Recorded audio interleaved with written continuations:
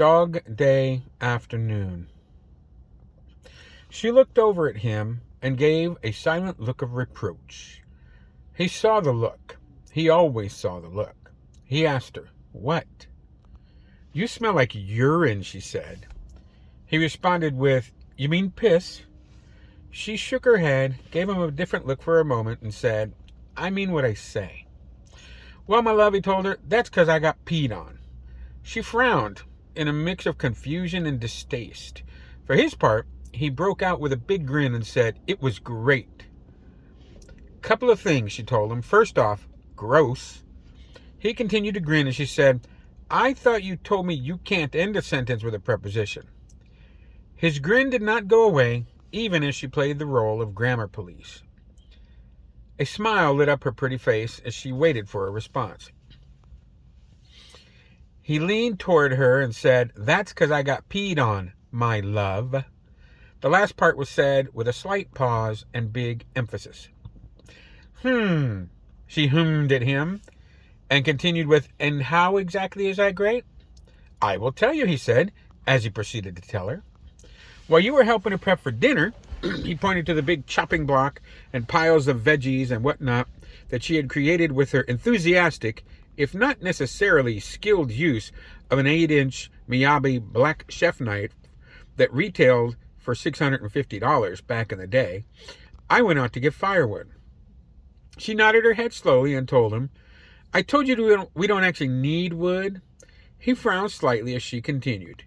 "You know the house is supposed to last 1,000 years, and that includes enough natural gas for all household needs, including the fireplaces, upstairs and down." He said, "Sure, gas is fine for cooking and heating, but I like a wood fire."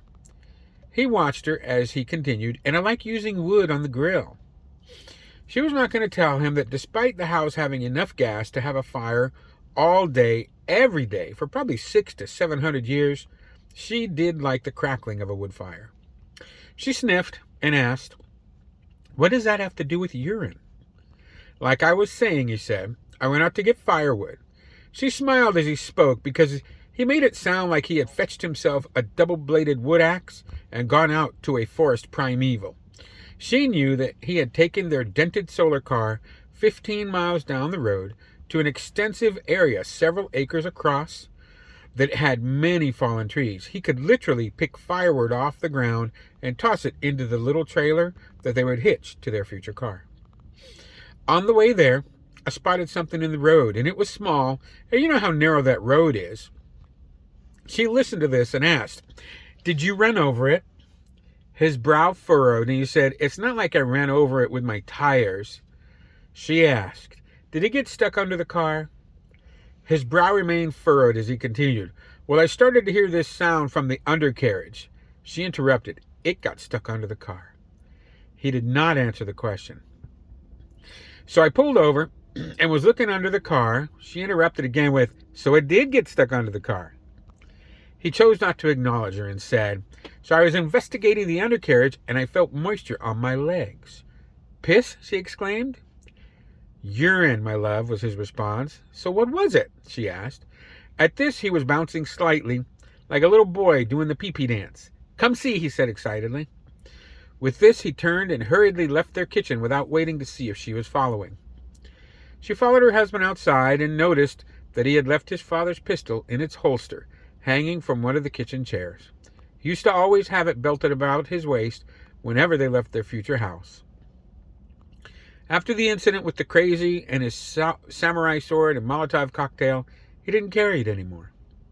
She was pondering on this as she exited the house and was startled to see him standing next to their solar car. What she saw in the back seat shocked her to a halt.